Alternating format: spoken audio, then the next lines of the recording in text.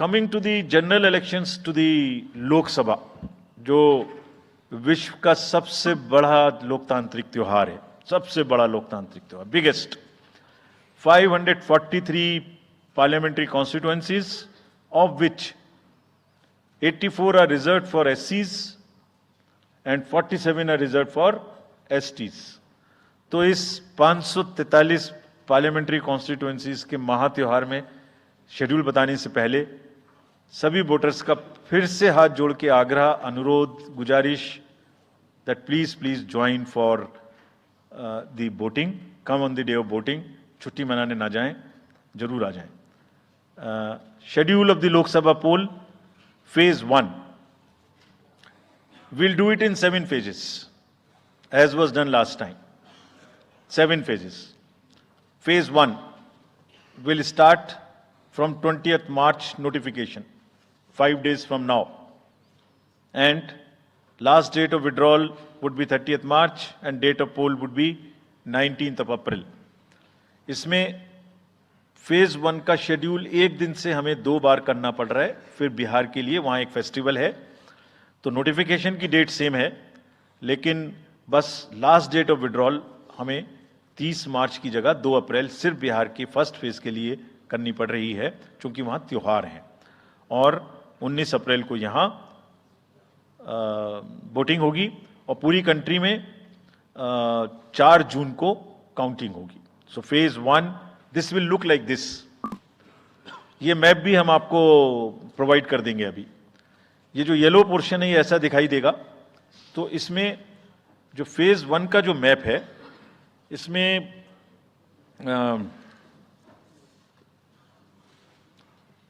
North east, नीचे Tamil Nadu, Rajasthan, centre में छत्तीसगढ़, मध्य प्रदेश और उत्तराखंड, और ऊपर में जम्मू कश्मीर की 1 पार्लियामेंट्री कॉन्स्टिट्यूएंसी। ये येलो फर्स्ट फेज का आपके सामने में मैप है। सेकंड फेज और फर्स्ट फेज में 21 स्टेट्स जाएंगी पोल में। Second phase notification will start on 28th of March and date of poll will be 26th of April.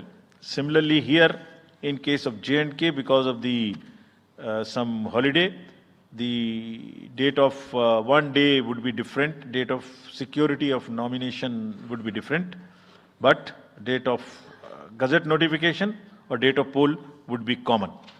Phase 1 में 21 राज्य पोलिंग में जाएंगे और फेज 2 में उसमें से और राज्य जुड़ जाएंगे।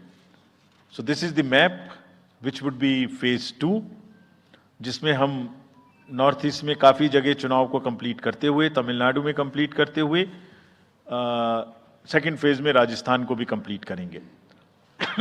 Phase 3 would be from 12th of April and date of poll will be 7th of May. इसमें भी टोटल 12 स्टेट्स उस समय में जा रही होंगी और इस फेज में 3 नए राज्य में चुनाव शुरू होगा। इसका मैप कुछ इस तरह से दिखाई देगा। राजस्थान हम कवर कर चुके होंगे, तमिलनाडु कवर कर चुके होंगे, केरला कवर कर चुके होंगे, गुजरात इसमें कवर कर लेंगे, नॉर्थ ईस्ट पूरा कवर कर चुके होंगे और हम नए राज्यों को मिला के 3 इसमें नए राज्य भी जुड़ेंगे। फोर्थ फेज में 18 अप्रैल को गजट नोटिफिकेशन होगा और date of polling would be 13th of May. Date of counting in the entire country would be 4th of June for all by-elections, for the assembly elections, for the parliamentary elections. इसका map कुछ इस तरह का दिखाई देगा।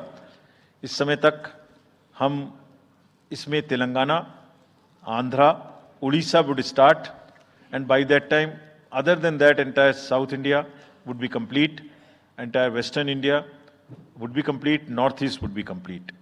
और fifth phase 26 अप्रैल से शुरू होगी और 20 मई तक चलेगी। 20 मई तक डेट ऑफ पोल होगी, बीच में नॉमिनेशन, स्क्रूटनी और विड्रॉल की डेट्स रहेंगी। Counting, of course, is 4th of June. It will look like this.